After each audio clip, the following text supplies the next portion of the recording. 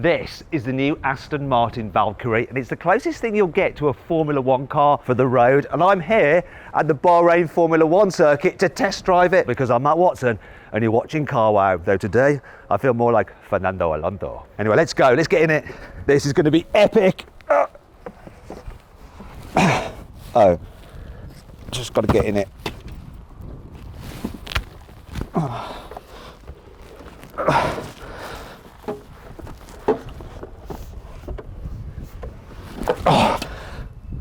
Maybe not so much Fernando Alonso. Buy, sell, car, wow. Now you might be thinking, wait a minute, the Aston Martin Valkyrie looks very, very luxurious and comfortable and extremely practical. It's because I'm actually in a DBX 707. So I'm going to go out in this first to learn the track and also give me a reference point about what a high performance SUV can do out here. And then we'll jump into the crazy Valkyrie. So let's go. So we've got a 4-litre twin-turbo V8, which puts out 707 horsepower and 900 newton meters of torque. So it's got less horsepower and less maximum torque than the Valkyrie. Weighs 2.2 tons, which is about a ton more than the Valkyrie. It's still going great guns out here though, really impressed by it. So come on, where does this circuit go? Oh, it goes over there. Whoa, hold on the brakes, Matt, hold on the brakes. I've also got a fly in here with me, which is slightly distracting. Come on, wait, go on. Oh, the power. Go away, fly! I'm not qualified to do passenger rides. Oh wow, this thing is doing well, and this track is amazing. Well, I've learnt it enough to go in the £2.5 million Valkyrie without crashing it. Oh, the jeopardy is real. Okay, that's one lap in the DBX. Let's step it up a notch.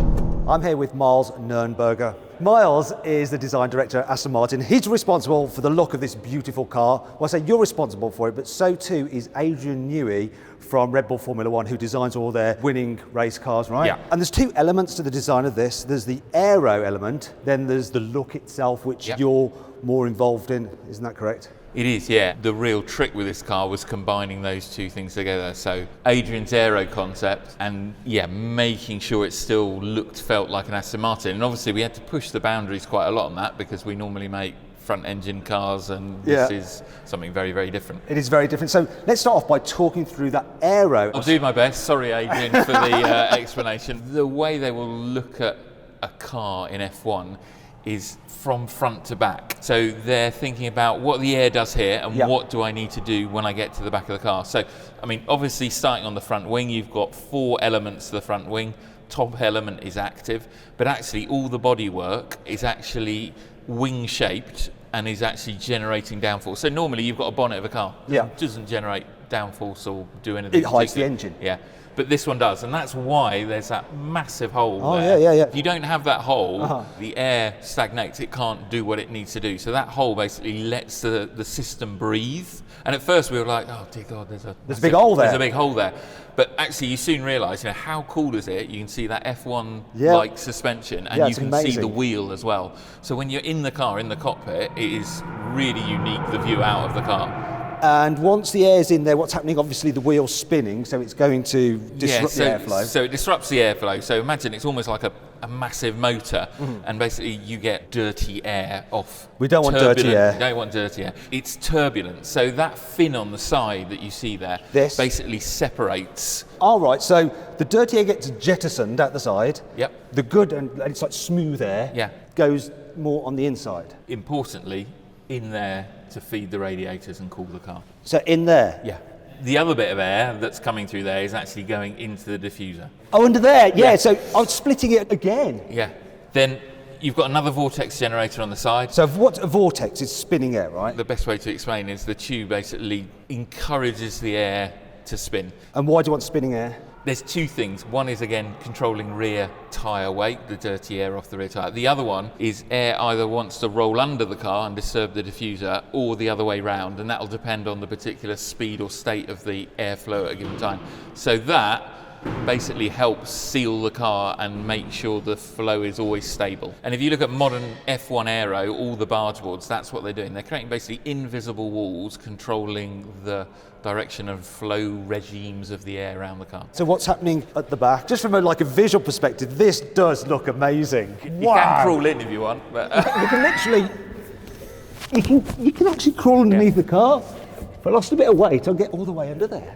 So diffuser's obviously working very hard. There's vortices generated at the front of the car that travel all the way. whole length of the car, basically.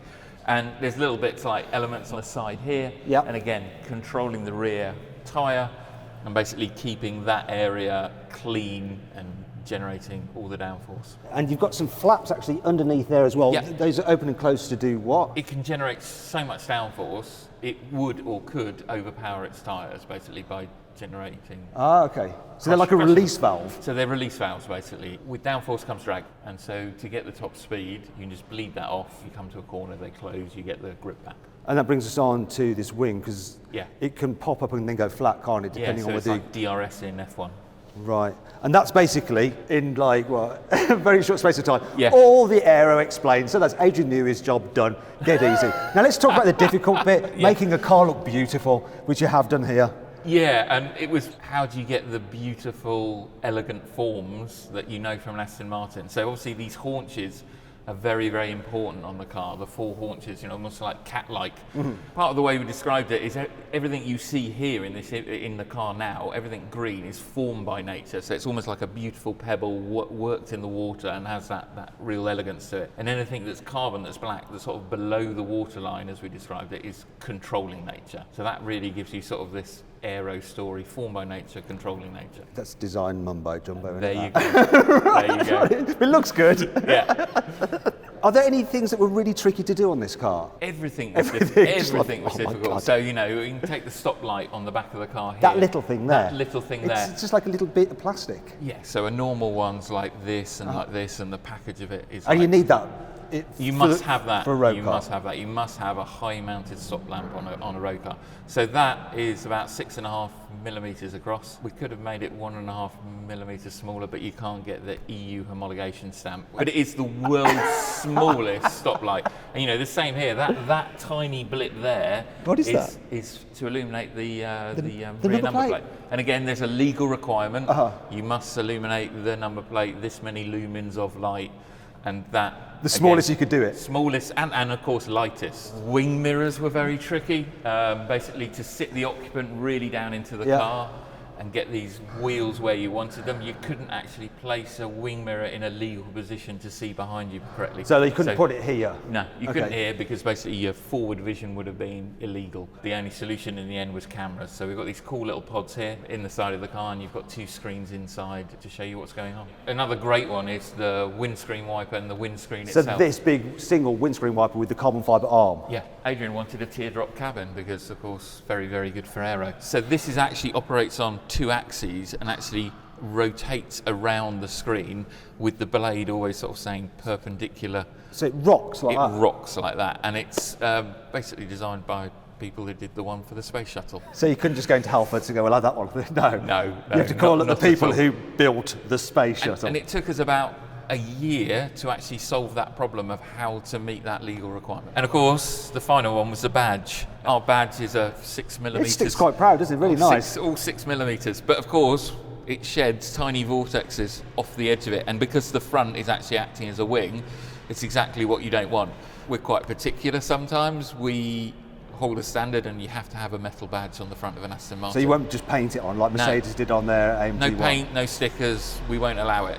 The badge is made out of stainless steel. It's 40 microns thick. Is that less than a hair? When you hold it in the hand, it's like you can't feel it. It's like less than a feather in your hand. It was a 99.3% weight save, and it's so thin it actually goes under the lacquer of the paint. So they're kept in the fridge before they go on the car because they're so fragile, and with the glue, they're kept in a fridge, and when you're ready to actually paint the car, they're brought out, placed on the car, and then the car's lacquered. This attention to detail really just sums up this car. Yeah. Also sums up how kind of like anal you guys must be at Aston Martin, that all our cars have metal badges, and they will do regardless of it's just a DBX or a Formula 1 car for the road.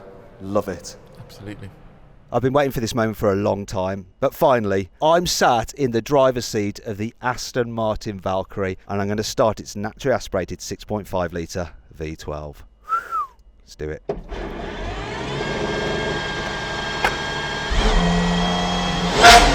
Oh my God. Let's go for a drive. What is it? Racing harnesses. It's got soft close. I'm going to do some laps, first of all, following behind the Formula One safety car driven by Darren Turner, who's Aston Martin's development driver. He's also won GT3 class at Le Mans 3 times. Oh my God, this is something else. It's loud in here and tight. Look, my head's hitting there. No customers have seats built for them, so they shouldn't have this problem. I'm basically sat on the floor. It's got a single clutch robotised manual gearbox with 7 speeds, and it's pretty jolty.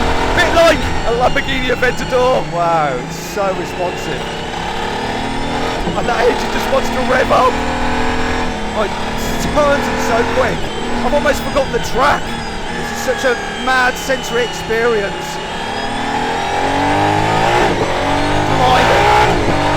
Whoa! Oh, the vibrations coming through my bottom are strangely pleasing. This engine just wants to rev. This is so beautiful. I've driven the Mercedes AMG 1. This feels more like a racing car. Oh. And it feels light and nimble and agile. It weighs under 1.3 tons, and you can feel that when you're chucking it around. But what's really amazing is the downforce. At 100 miles an hour, you've got half a ton. Maximum downforce is like 1.1 tons. That's at 160 miles an hour, and it just stays. Can't really let it out with it in front of me. So this is a perfect example of how the machine can make you better than the man. I could drive this fast around here. Darren can drive that safety car. And believe me, Darren is infinitely better at driving than me. But that just goes to show you how capable this car is. Oh, press the DRS button then, and you feel the extra punch from the motor. Straighten up a bit, let's go for it. Oh! Yay! The DRS happening as well. This is insane.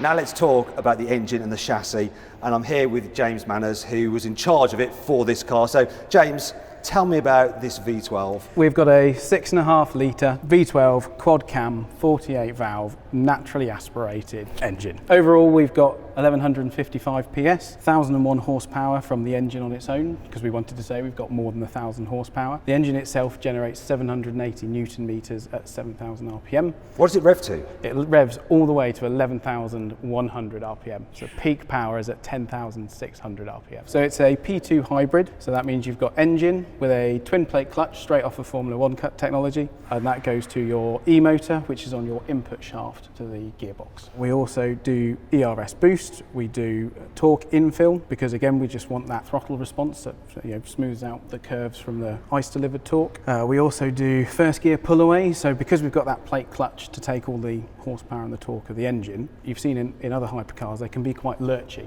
at low speed. Yeah, whereas this just smooth, isn't it? Exactly. I don't know what noise that was. Oh, you did it again though. I think I need to get my teeth fixed.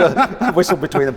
Anyway, so you're driving away in electric power alone from the motor, which has how much horsepower and how much torque? So 280 Newton meters of torque, yep. 160 horsepower. So when you're first driving this car, your £2.5 million Aston Martin Valkyrie, you've got 160 horsepower. That's it, yeah. But not for very long. No, not for very long. Well, with the 280 Newton meters, we spec the E-motor to be that size, because any bigger and you just spin the wheels with the E-motor alone. How much torque in total? 924 Newton meters at 7,000 RPM. I love the carbon fibre on there, but this is the air intake, isn't it? It is indeed. So what's special about this? We've got over 400 3D printed components in this car. First for Aston Martin to use a 3D printed part on its own, let alone multiple hundreds of times, and including sort of customer facing bits. Some of the vents on the inside are 3D printed. So this element here, this is element 3D here printed. is 3D printed. And what is this though? I'm sorry to interrupt you. This is weird. It's like exactly. So that elasticy. it's a hydrophobic film, because you've got the air scoop on the roof. When you're driving in the rain, we don't want the air ingesting the water.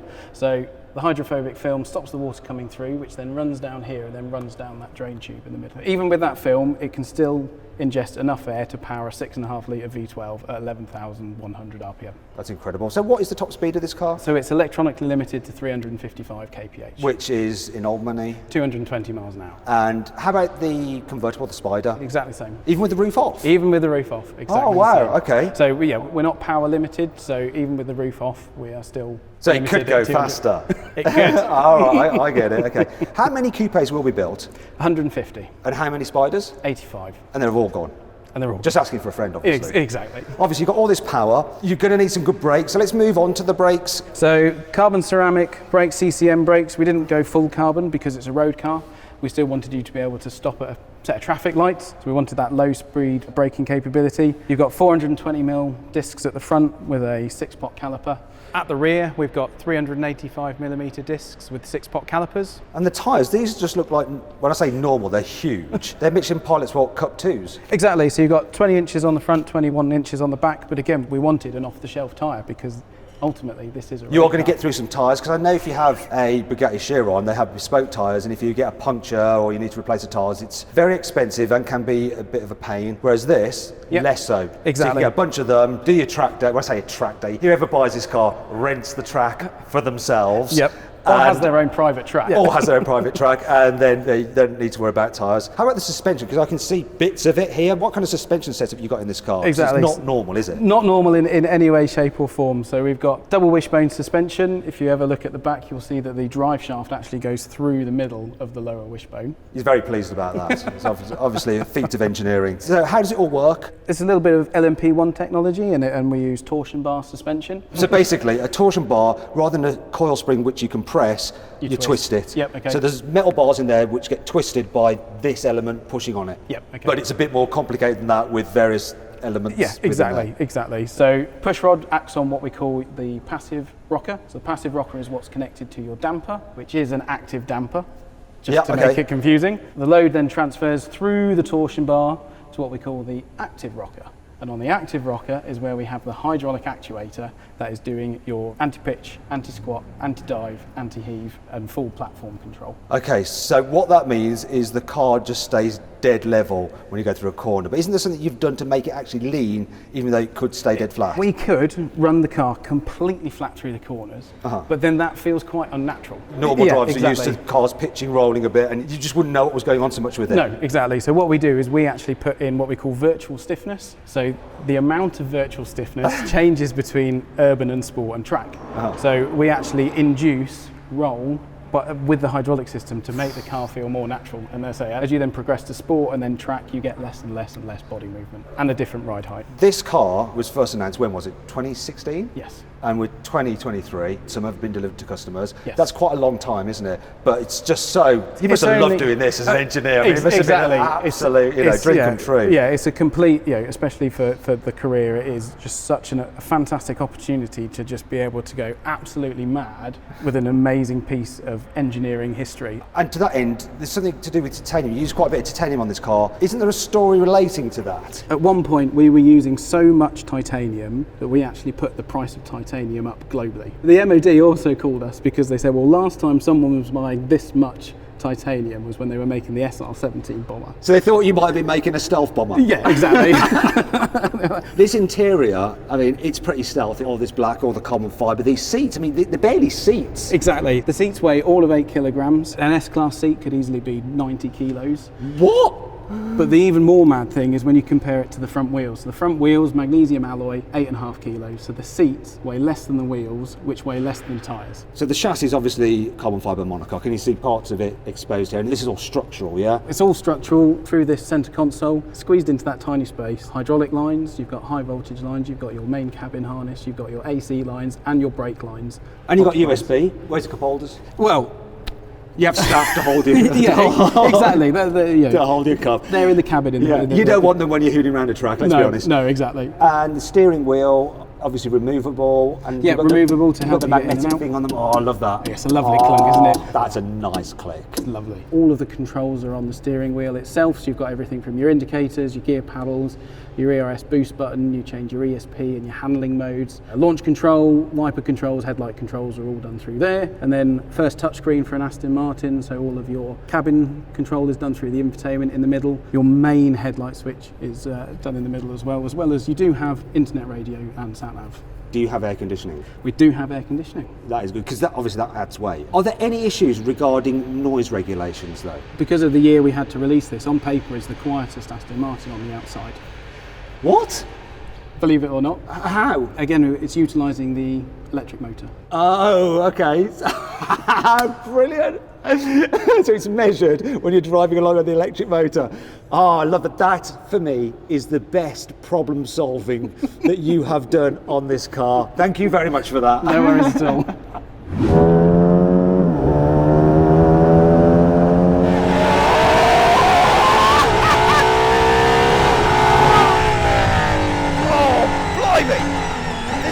Brake up to 4G, it's just incredible. ERS, come on!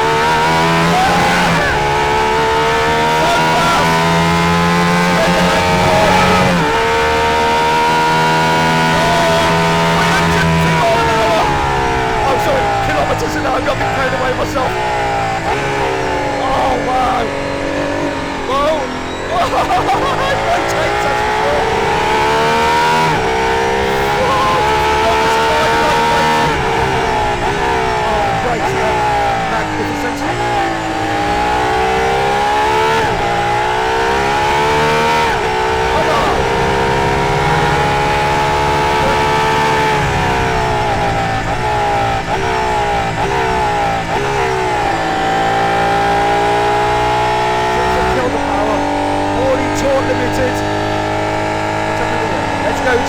Find out what's happened.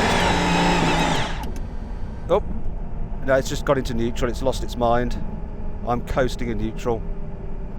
So the Aston Martin team are checking the car, they've got their laptop hooked up to it. They're probably going to find out that it's stopped because I was driving it too quickly, and it would have embarrassed Darren when he gets to drive it, you see. So it knew that it shouldn't go as quick as it did when I was driving, so it just went, nah, to the end, Matt, you're just getting too fast now.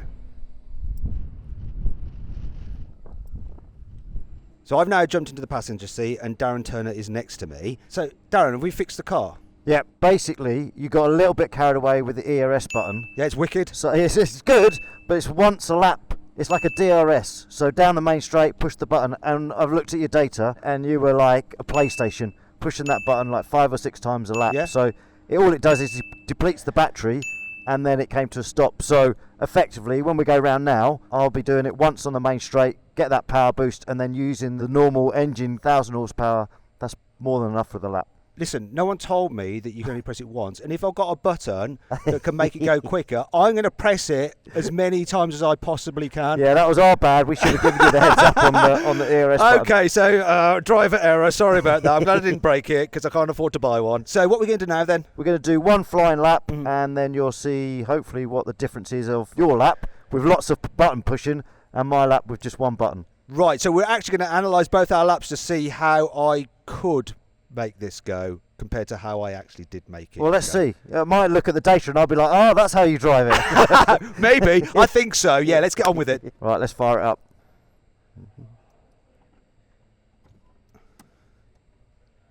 I haven't broken it again, have I? No.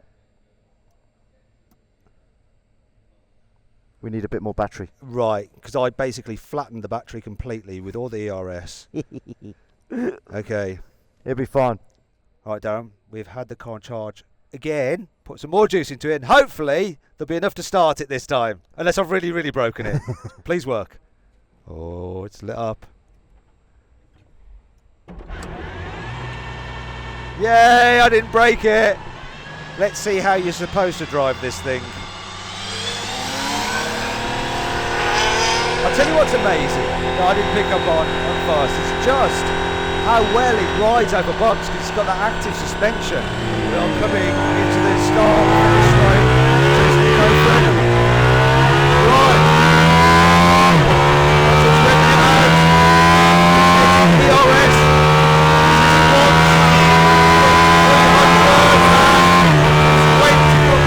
It's 323 kilometres an hour.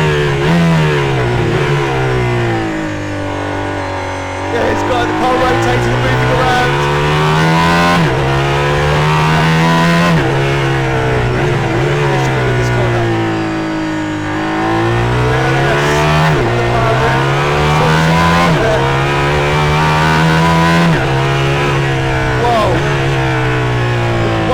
Stops and turns while stopping is so impressive.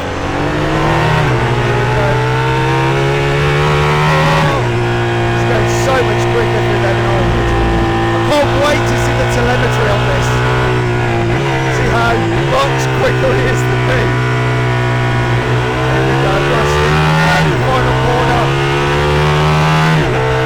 Down the back straight. That was wicked. All right then, Darren, I've been out in the car and driven it, and we've got my telemetry data. You've been out, driven it, we've got your data. So tell me, how much quicker was I round the track than you? A load, like fantastic amount. No, actually it was the other way around, but it wasn't as bad as I thought it was going to be.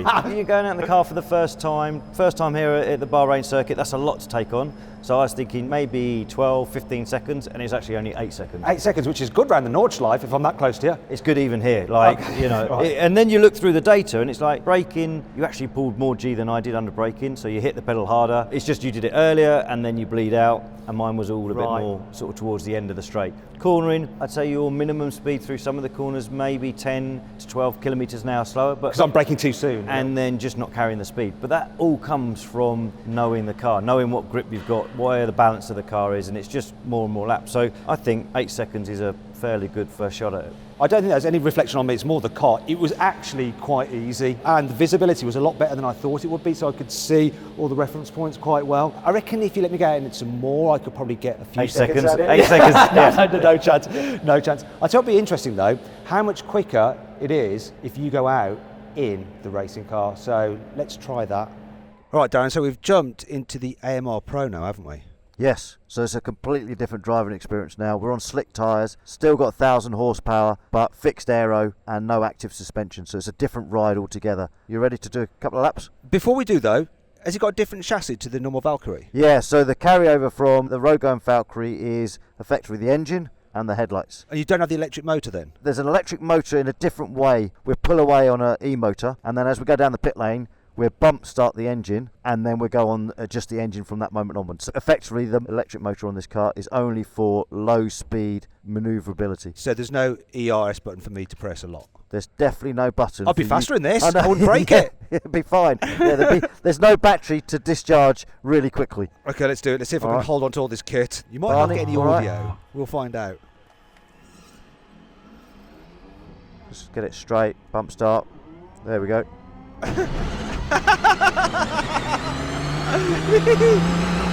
thought the normal Valkyrie was loud, but this thing is just deafening.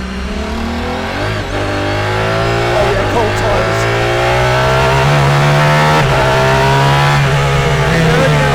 Very limited numbers. This is how many. It will show on the screen now.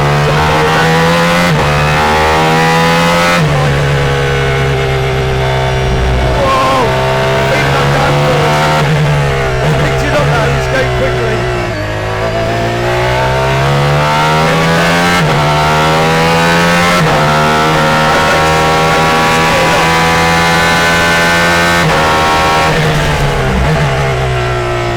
This is not very pleasant.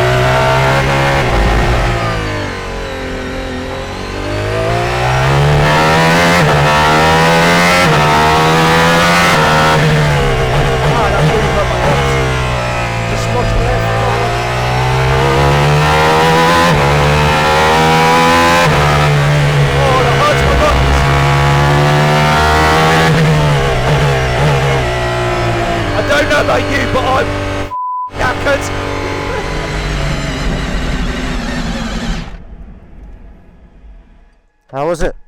I need to go to the toilet really urgently, like really quickly. Let's get me out of this. That one right-hander, the fast one. Yeah. I can feel my lungs stretching. Yeah. Let's get to the toilet as quick as we can. It's an emergency. I'll hold it. I hope I can get this race suit down quick enough. Ah! Ah! There you go, bud. Will I make it in time? Added jeopardy. Maybe it was the chicken last night. Bye-bye. Okay, Darren, you've been out in the racing car now. It was pretty traumatic for me. I've been to the toilets, everything's okay. I want to know how much quicker you are in the racing car compared to the road car around the track. It's always a significant amount just because of the slick tyre. That's where the big difference is between the two cars. So is it more or less than 8 seconds, the difference between me and you in the same car? Right, okay, yeah, I see what you mean. It'd be about that sort of range. Really? Okay. Yeah. So if I had the racing car, I'd be as fast as you in this. Good, to go head to head. I think I'll probably be slower in the racing car. Anyway, thank you very much for taking me out in it. Absolutely amazing. This car, oh my God, it's blown my mind. It's just so exhilarating, so intense, yet also quite easy to drive. I didn't think it would be. Yeah, I would definitely add this to my collection. It's in my dream garage, let's just say that. Anyway, I hope you enjoyed the video. If you did, give it a like. Let me know what you think of this car in the comments below. Click on those windows there for some more videos, and on that box there to go to carwow to sell your car. You just have to upload some photos, give a brief description, then dealers all across the country will bid on your car. It's dead easy. Thanks for watching.